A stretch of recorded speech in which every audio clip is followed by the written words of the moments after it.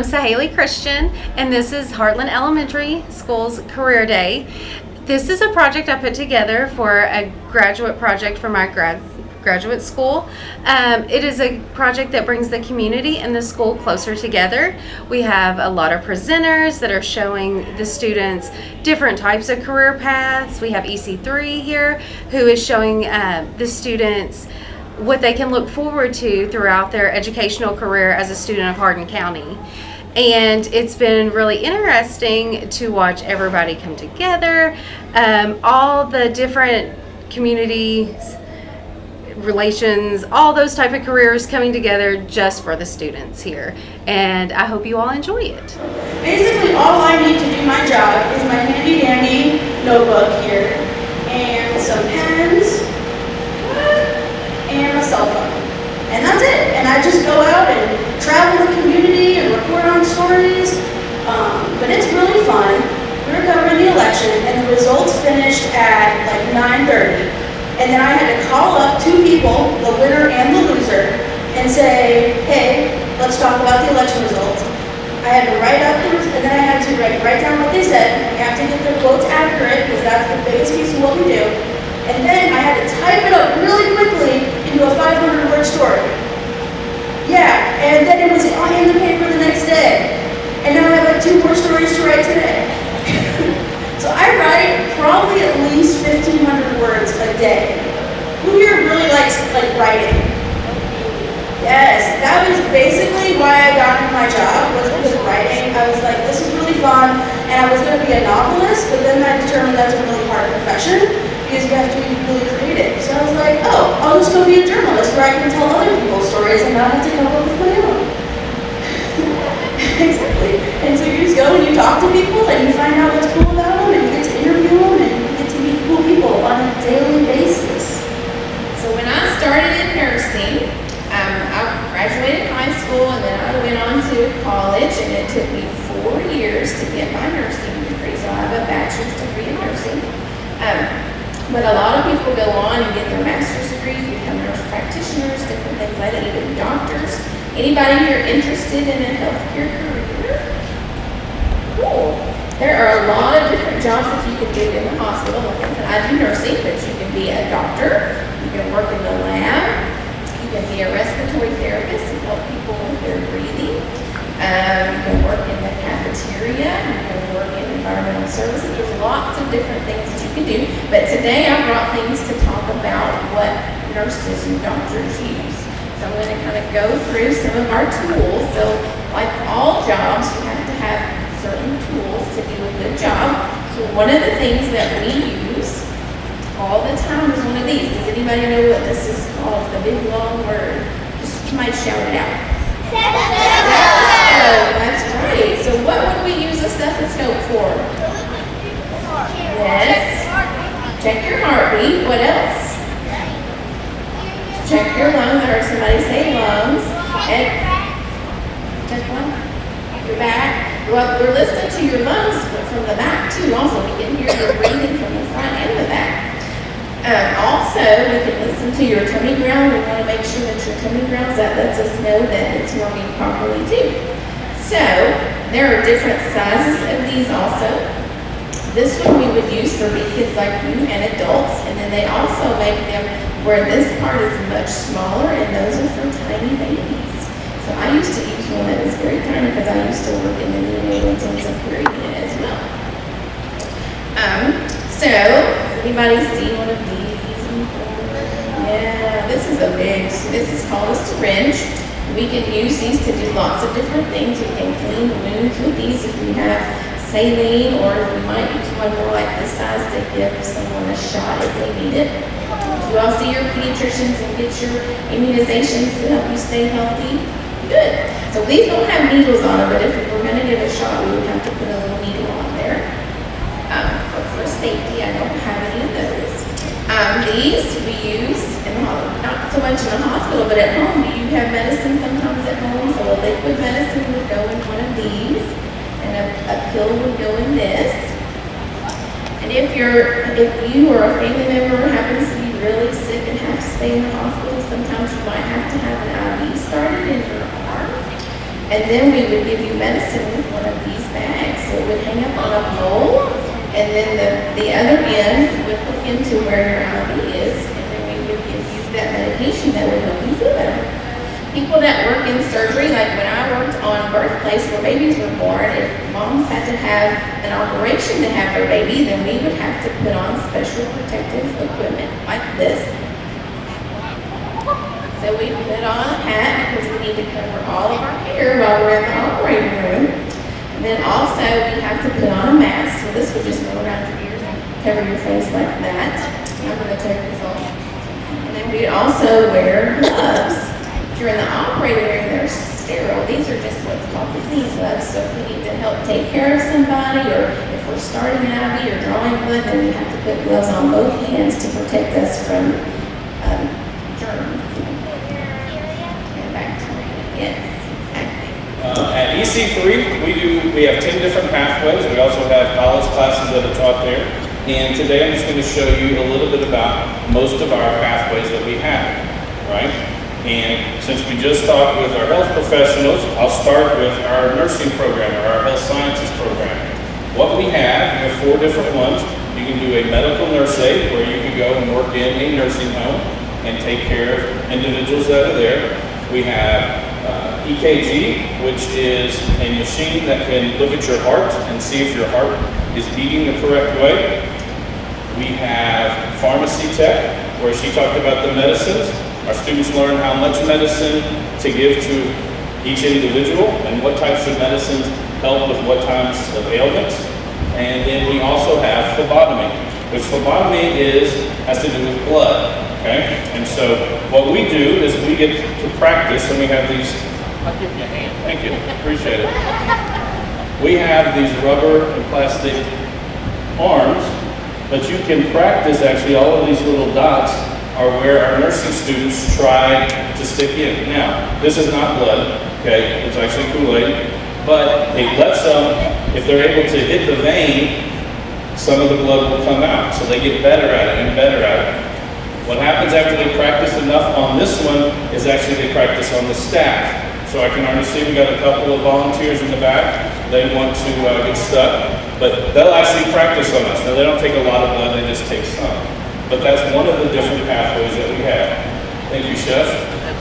Another one we have is welding, okay? Now, we do welding on several different levels, but every day in welding, you have to have special things, just like we have to have safety equipment in the health profession.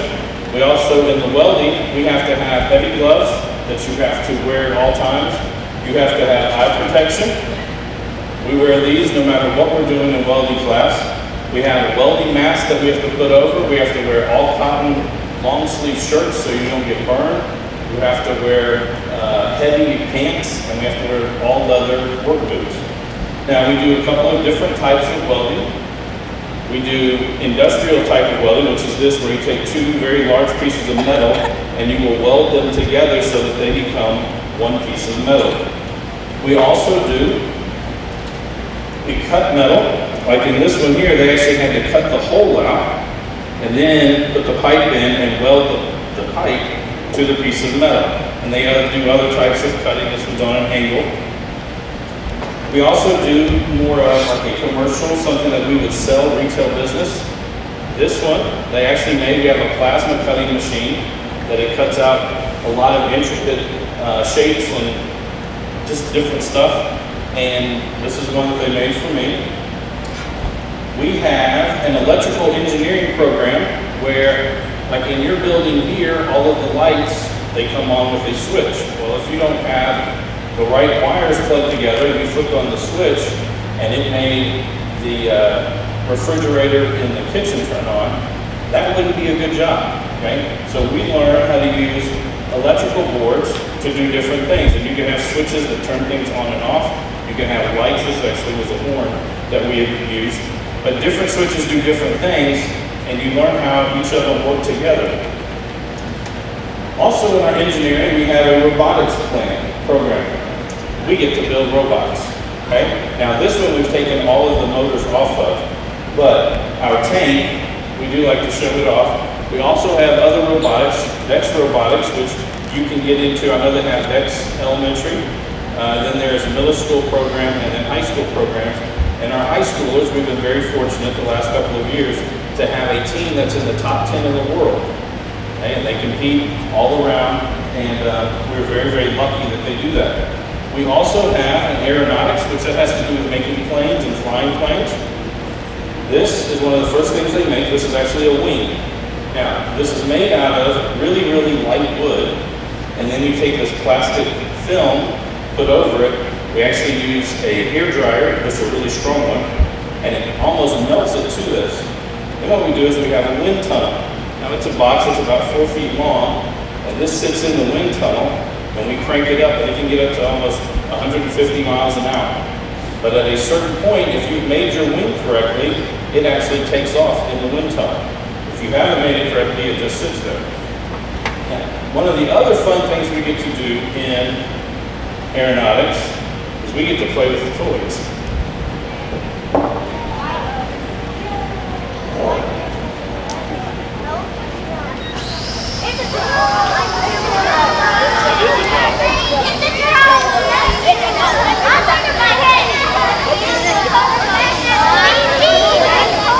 That actually has a camera on the front of it, and we are able to use it to make commercials. Now, we have a commercial, or we have a media arts specialty pathway, and they make commercials. I'm going to show you, just start this one off. This is our principal. He's doing different things. Now, what you don't see is a gentleman that's standing over there that has the camera, okay?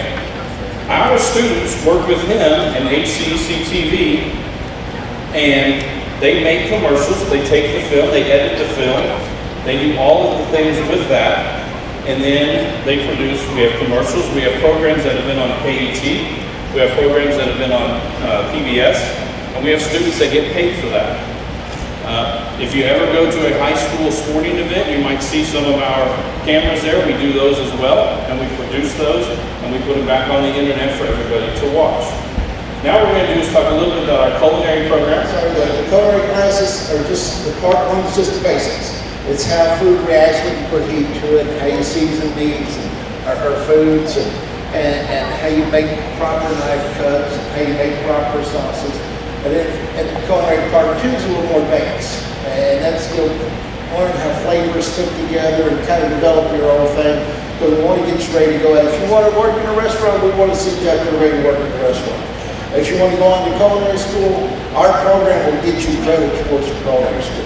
So we're actually teaching a college level course in a high school setting. Like I said, we're the electric company. Like I said, if you go home tonight, you flip on the light switch, turn on your Xbox, your PlayStation, you know, all that stuff, you gotta have electricity for that to work. That's our job, is to keep electricity going to your house, okay?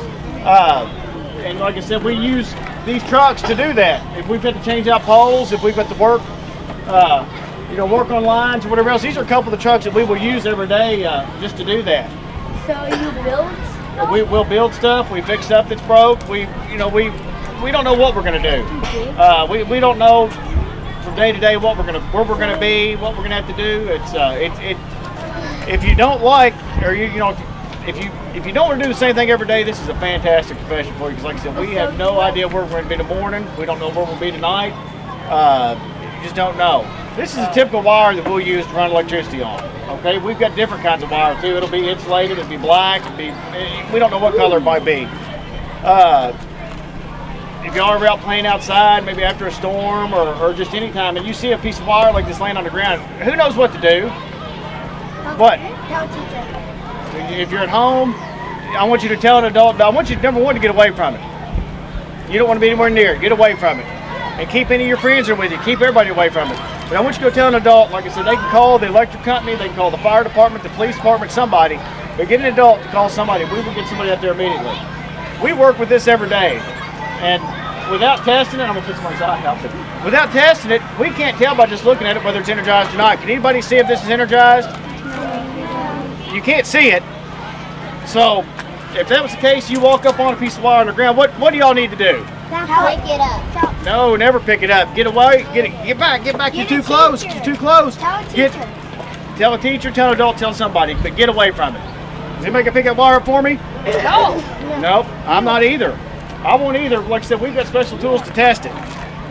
And like I said, that's not something we you know, you're going to buy at the hardware store or Lowe's or Home Depot or something like this. I mean, these are tools that we use to help keep us safe and help keep the public safe. Have y'all seen Jay climb yet? That's pretty interesting. If you want to, like I said, there's some cases these poles are in backyards or maybe somebody doesn't want us to pull a big truck in their yard. We still have to climb. We still have to do stuff, you know, the old way. Like I said, here's Jay's just going to demonstrate climbing. Whoa. It's pretty neat, isn't it? Jay has those strapped on his legs right now. I'll just learn. No. Wait, that's an easy way to do it. He makes it look easy, doesn't he? He's doing a good job up there. He makes it look easy. This is our biggest fire truck we have. We mainly use this one for rescuing people or getting to really tall buildings. That's why we have that tall ladder. Can anybody guess how long it is? All right, who wants to guess? Y'all can just say it. 50 feet. 100 is very close. 200.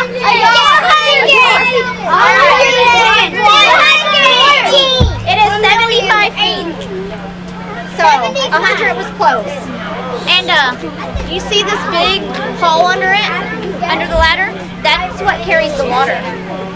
So when they're climbing up there, it can help carry the water, or else they got to take a hose up there and help. Or if somebody's stuck, they climb up it and they're able to get the person out of the building. All right, and some of our tools that we use are right here. All of our tools, we have an air pack at the end. So you wear it like a backpack to help us breathe. Because you can't breathe when there's a lot of smoke, can you? No? Where? Did you guys see our gear down here? No. We have a face mask. We have a face mask that we wear, and those packs, they connect to it so we can breathe. And then if we can't find you, they have this thermal energy. Frank will show you. So if someone's asleep and we can't find you or a lot of smoke, this will help show heat so we can find you easier or find the fire. Here in the camera. Do you guys see our hoses? Some of our hoses that we use? Yes. Right here? They're about 200 feet long. And sometimes if we need a really long one, we can connect one or two together and they connect to these things. And then if we have really big hoses, they connect to the bigger ones. So when you're standing on the ground, you can just hold this and you pull it back to get the water. Why didn't the water come out? It's like a lock, so the water won't come out until you pull it. And then when you don't want water no more, you close it. What if we need to call for help? What if we need to call a friend? All right. What is that?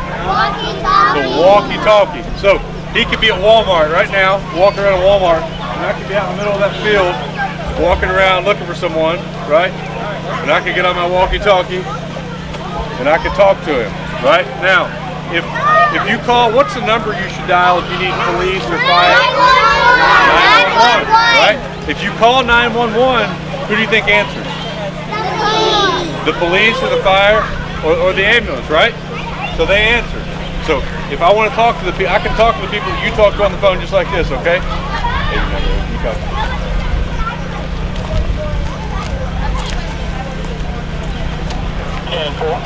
Okay. So that person I'm talking to on there right now? All right, that is what's called a dispatcher, all right? And that's who answers the phone if you call 911. But in addition to talking to them, like I said, we can talk to other officers. He and I can talk back and forth, all right? And we also have a radio that stays in our car all the time, all right? And flashlights, you mentioned a flashlight. We all have flashlights. We don't carry them on our belt. They're in our car because they charge, so we don't have to put batteries in them.